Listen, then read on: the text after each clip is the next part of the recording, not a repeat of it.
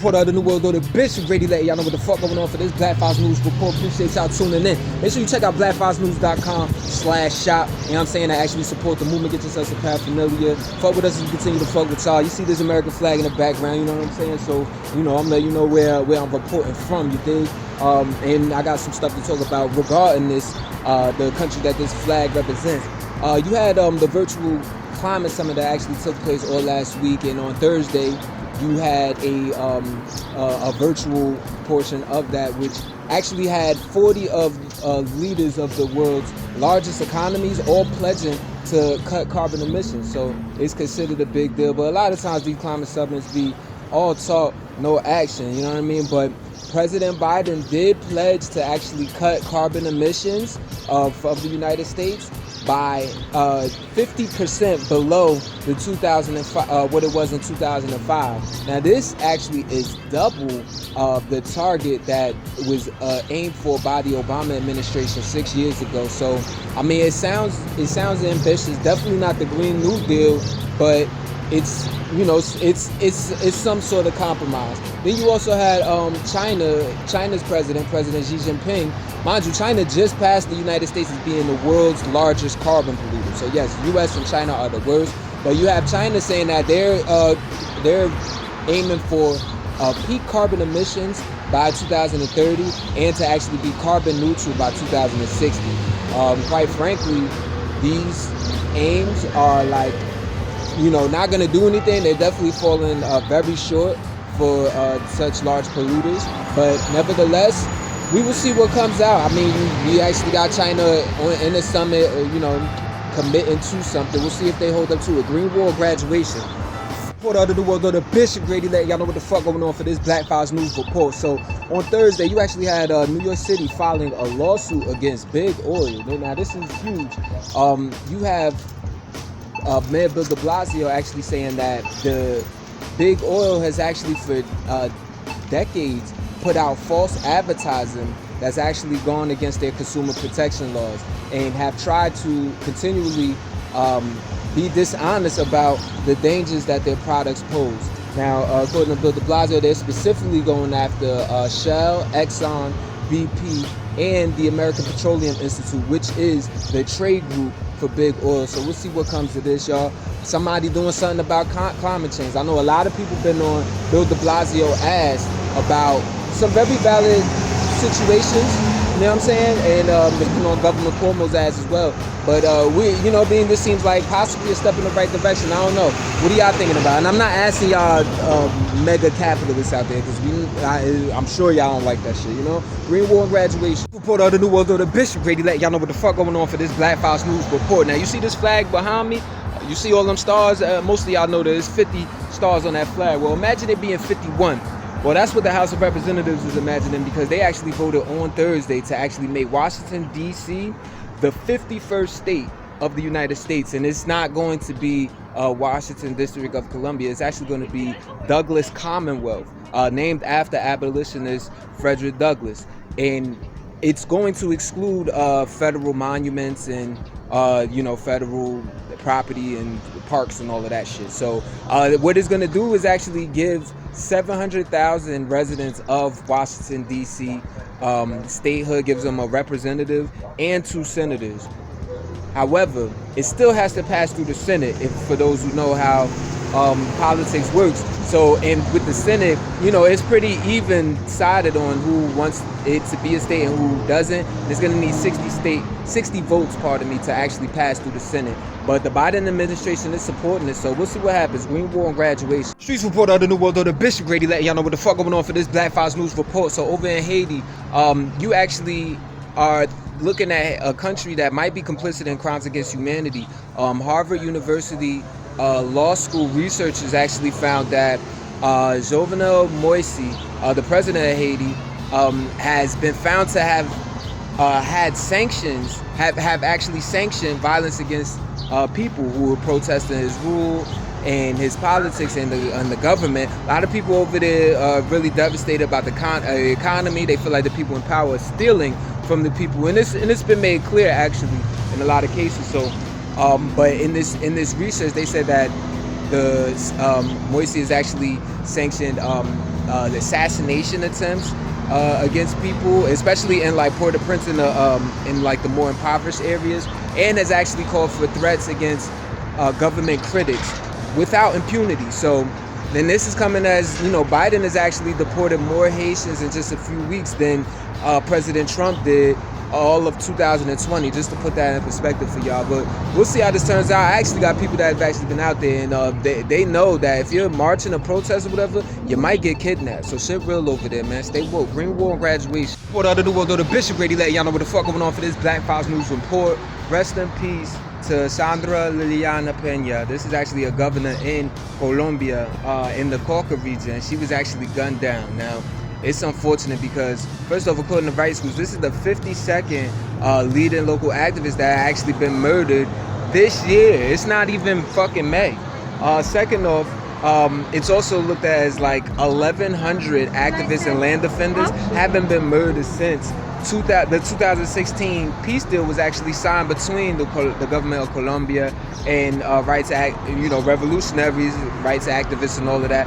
FARC, you know what I mean? Fuerzas Armadas de Revolucionarios de Colombia. I believe that's how it's said. But basically, FARC is the revolutionary group that gets busy and was trying to hold Colombia accountable, and has since said that Colombia is like, you know, reneged on their promises of the deal. So now, you know, it's tension there, but it's a lot of violence going on. As far as Governor Peña, this is somebody who just days before her murder had actually talked out about the illicit cultivation of crops being grown locally. So it's unfortunate. Rest in peace to Peña, man. Hopefully they stop the violence over there, especially as it pertains to, you know, the people that are the leaders. This is an indigenous governor.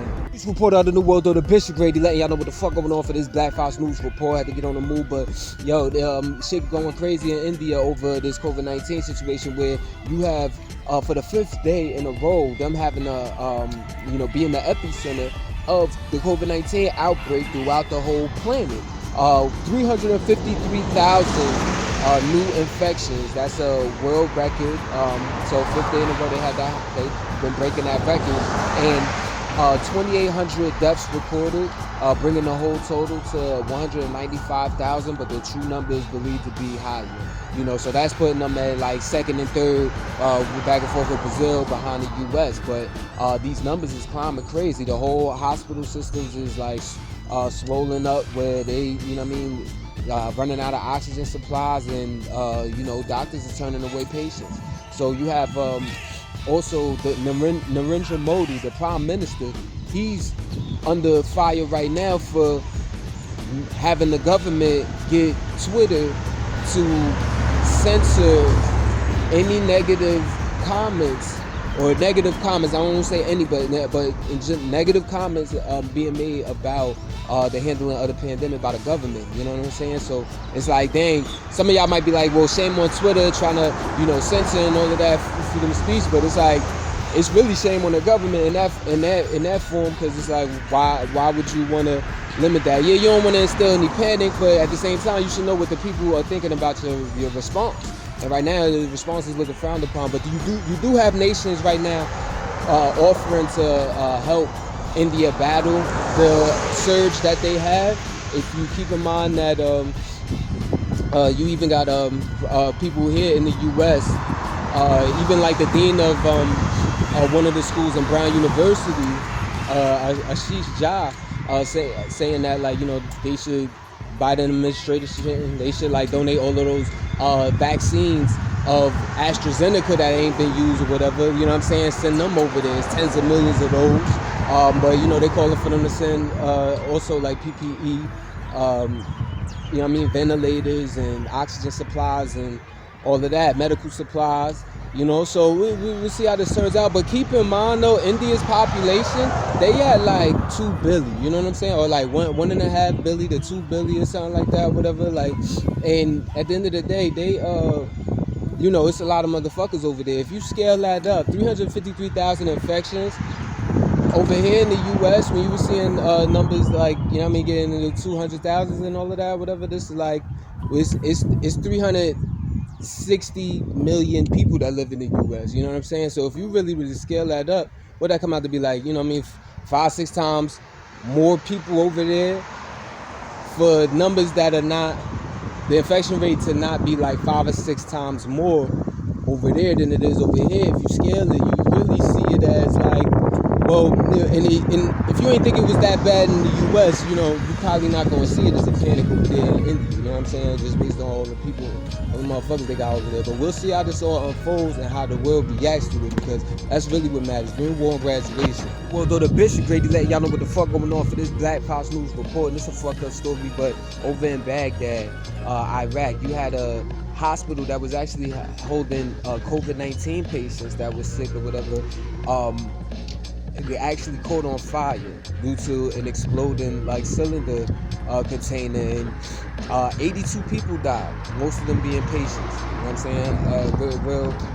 The building had no smoke detectors, no alarms, no sprinkler system, no fire hoses, like.